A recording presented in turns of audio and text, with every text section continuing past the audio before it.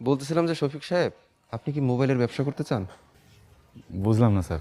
আচ্ছা ভেঙে বলি, আমি দেখলাম যে আপনি মোবাইল সার্ভিসিংয়ে বেশ ভালো। ক্লাসে আপনার রেসপন্স দেখেই বুঝেছি।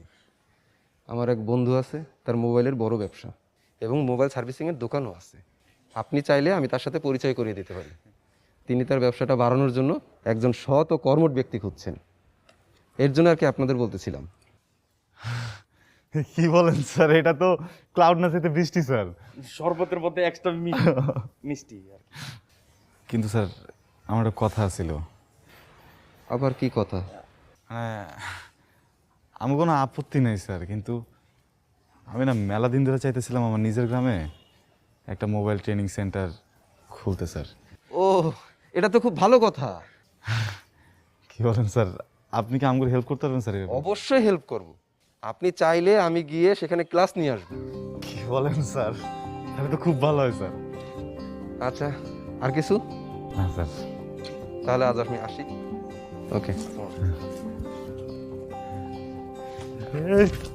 স্যার